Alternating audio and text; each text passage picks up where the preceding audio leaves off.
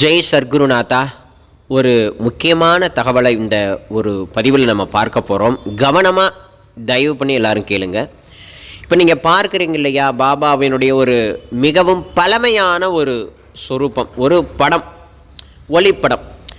இந்த படத்தில் ஒரு விசேஷம் இருக்குது. என்ன விசேஷம்னா, ஒரு மாபெரும் பக்தையினுடைய பக்தி இந்த இடத்துல மறைஞ்சிருக்கு. அப்படியா, என்னது மறைஞ்சிருக்கு அப்படின்னு தேடாதீங்க, விஷயத்தை அடியனே சொல்கிறேன். விஷயம் என்னென்னா, பாபா வெயிலோ மழையோ எதையும் பொருட்படுத்த மாட்டார். வீடுதோறும்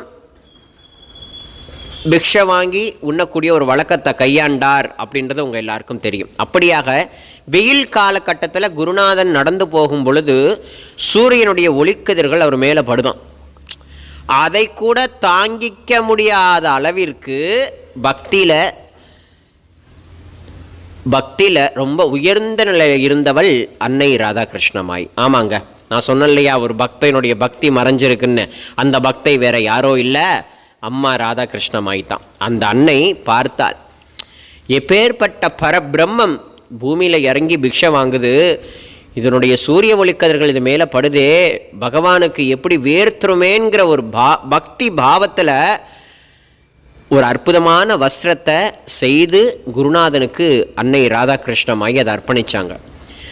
அன்னை ராதாகிருஷ்ணமாயினால் அர்ப்பணிக்கப்பட்ட இந்த வஸ்திரத்தை தான் பாபா பிக்ஷை வாங்கும் பொழுது தன்னுடைய திருமேனியில் சார்த்தி கொண்டு போனார். அந்த ஒரு ஒளிப்படத்தை தான் நீங்கள் பார்க்குறீங்க. இப்போ பாபா மேலே ஒரு வஸ்திரம் சாத்திருக்கார் பார்த்தீங்களா, தலைக்கு மேலே, அந்த சொரூபம், அந்த ஒரு வஸ்திரம் தான் நம்ம அன்னை ராதாகிருஷ்ணமாயினால் கொடுக்கப்பட்டது. இந்த மாதிரி பாபாவிற்கு எதெல்லாம் அவசியமோ அத்தனை விஷயங்களையும், சேவைகளையும், விழாக்களையும் ஒன்னொன்னையும் பார்த்து பார்த்து பார்த்து பார்த்து செய்திருக்காங்க. நம் குருநாதனுக்காக ஒரு பக்கமானாலும் நமக்காகவும் தான். ஆகையினால் அப்படிப்பட்ட ஒரு விசேஷமான விஷயம் இது. குருநாதன் பிக்ஷை வாங்க செல்லும் பொழுது பாபா எப்பொழுதும் தன்னுடைய திருமேனியில் அந்த அன்னை ராதாகிருஷ்ணமாயால் கொடுக்கப்பட்ட வஸ்திரத்தை கொடுத்து தான் போட்டுக்கிட்டு தான் அவர் வெளியில் செல்கிறாருங்கிறத இதிலேருந்து நம்ம ரொம்ப ஈஸியாக உணரலாம். ஸோ இந்த விஷயம் எனக்கு எப்போ தெரியும்னு கேட்டிங்கன்னா, கடந்த டிசம்பர் மாதம் ஷிரடியில் ஐம்பெரும் விழா நடந்துச்சு இல்லையா, அப்போ டாக்டர் வின்னியம்மா எண்ணற்ற விஷயங்களை பாபாவை பற்றி கொடுத்துருக்காங்க. அப்படி அவர்கள் சேகரித்த ஒரு விஷயத்தை தான் தீபக் சாய்ராம் அவர்கள் அந்த விழாவிலேயே சொன்னார். எனக்கு ஆச்சரியமாகி போயிட்டு, ஆகையினால அந்த விஷயத்தை அவங்க எல்லாருக்கும் இந்த ஒரு வீடியோ பதிவு மூலமாக சொல்கிறேன். ஸோ நீங்களும் தெரிந்து கொண்டு இதை எல்லாருக்கும் அனுப்பி வைங்க, எல்லா பக்தர்களும் தெரிந்து கொள்ளட்டும். சாய்ராம்.